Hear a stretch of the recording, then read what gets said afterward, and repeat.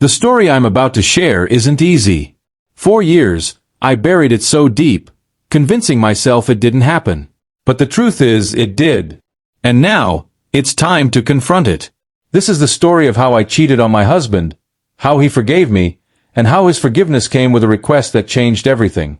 People talk about cheating like it's a simple, black and white issue.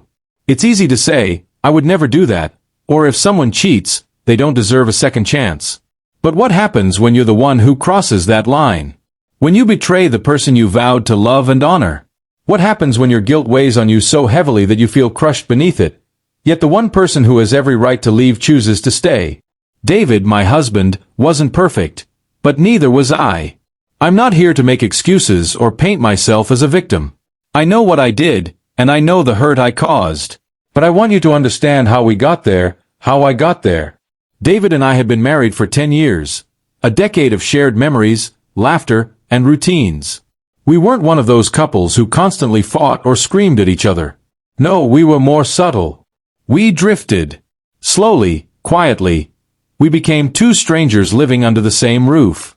I can't pinpoint the exact moment it happened, but one day, I realized it. We had become like roommates, just going through the motions of life. It wasn't always like that. In the beginning, we had that unshakable bond, the kind that made me believe in forever. But somewhere along the way, we stopped trying. He became consumed by work, and I was lost in the daily grind. And just like that, the spark between us faded. I don't know when it happened, but I felt it. Conversations that used to be full of meaning turned into grocery lists and weekend plans. He would fall asleep beside me, while I would lie awake, staring at the ceiling, wondering, is this it? Is this all we've become? Then came Ethan. Ethan wasn't just some guy. We had known each other for years, working together in the same office.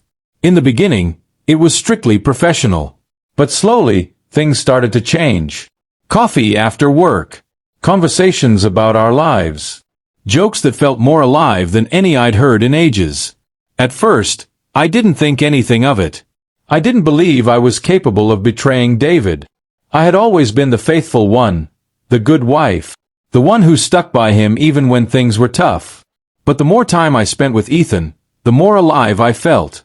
I hadn't realized just how much I was missing until he came into the picture. It started innocently, until one night, after a particularly long day, we stayed late at the office. The tension between us was palpable. Every glance, every word was loaded with something unsaid. And then, before I could stop myself, I kissed him. It wasn't a soft, tentative kiss. It was desperate, hungry, as though all the years of unmet needs and buried emotions came rushing to the surface in that one moment. He kissed me back, just as urgently. That kiss was a line I never thought I would cross.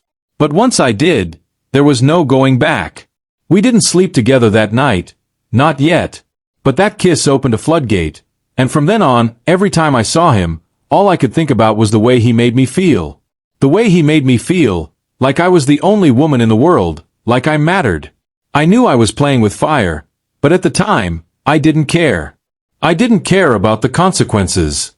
The first time we slept together, I told myself it was a mistake, that it would never happen again. But it did. Over and over again, I found myself making excuses to stay late at work just to be with him. I started lying to David, telling him I had meetings when in reality, I was in Ethan's arms. I lost myself in the escape he provided, in the way he made me feel seen. But the guilt was unbearable.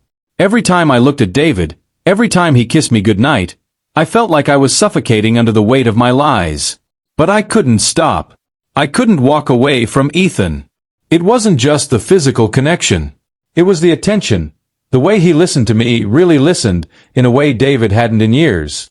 And every time I tried to stop, the pull of Ethan, the escape from my reality, was too strong. Secrets, though, have a way of surfacing, no matter how well you bury them. And the day David found out was the worst day of my life. It shattered me. It shattered everything. And yet, the worst part wasn't the revelation itself. It was what happened next, the forgiveness, the decision to stay. But David's request in return would change everything. I thought I had been careful, so careful, but I wasn't careful enough. That night, when he confronted me, I will never forget the look on his face. It was like watching the entire world collapse for him, and I was the one holding the wrecking ball. He didn't yell or scream, he just stared at me, eyes wide in disbelief, unable to understand how the woman he loved could betray him so profoundly. I tried to explain. I wanted to tell him that it wasn't about him, that it wasn't his fault, but how could I possibly justify something so unforgivable? That night, there were no words from him. He simply left, walking out the door. For 4 long days, I didn't hear a word from him. I didn't know what to expect. Would he return? Would he file for divorce? Or was this truly the end? I wouldn't have blamed him if it was.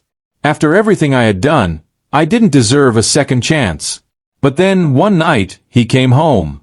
I was sitting on the couch, completely numb, the weight of my tears pressing down on me when I heard the door open. My heart stopped. He stood there, looking at me, a mixture of sadness and determination in his eyes. Then he spoke, words that I never saw coming. "I'm willing to try again," he said, his voice steady, "but on one condition." I couldn't breathe. I couldn't fathom what I was hearing. After everything, after all the lies, the betrayal, he was still willing to give me another chance? It didn't make sense. "What's the condition?" I asked, my voice barely a whisper. He took a moment, his gaze never leaving mine, as if weighing his words. "You have to give me full control," he said, his voice firm but measured. "Over everything. Our relationship. Our lives. If you want me to stay, if you want us to work, you have to trust me completely. No questions, no hesitations. You do what I say when I say it." I was stunned. Full control? What did that even mean? He explained it slowly, deliberately, as if laying out the terms of a contract. He wanted control over every aspect of our lives. When we communicated, how we communicated, when we were intimate, what we did. He told me it wasn't about punishment. It was about rebuilding trust. About him knowing I was committed to making things right, no matter what. I should have been horrified. I should have rejected it outright. But instead I found myself nodding. Maybe it was guilt, maybe it was the desperate need to fix what I had broken, or maybe, deep down, I was ready to give up control, to surrender. 4 years I had been the one in charge, the one making decisions. I didn't fully understand it, but I agreed. And so it began. The first few weeks were strange. David took the lead in everything. He decided when we talked about the affair, when we didn't. He determined when we were intimate and how. He even started dictating what I wore, where I went, who I saw. At first, it felt wrong, like I was giving away too much of myself. But gradually, something shifted.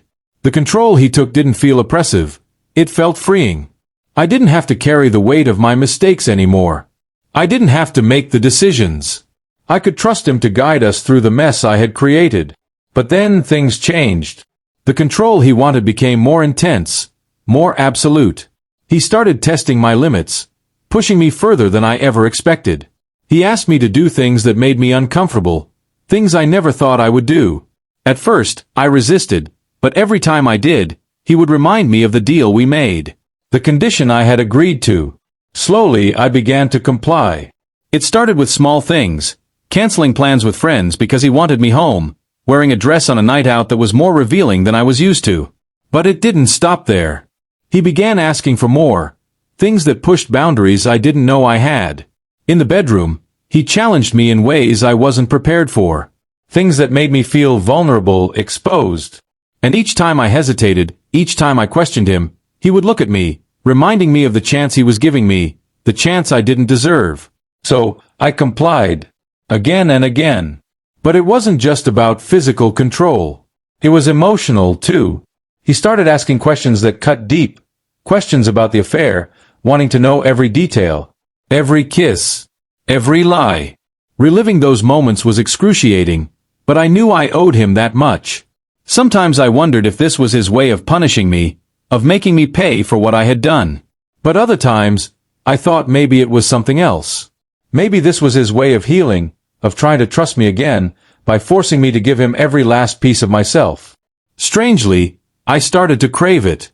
There was something about the way he took control, demanding my submission, that made me feel alive in a way I hadn't felt in years.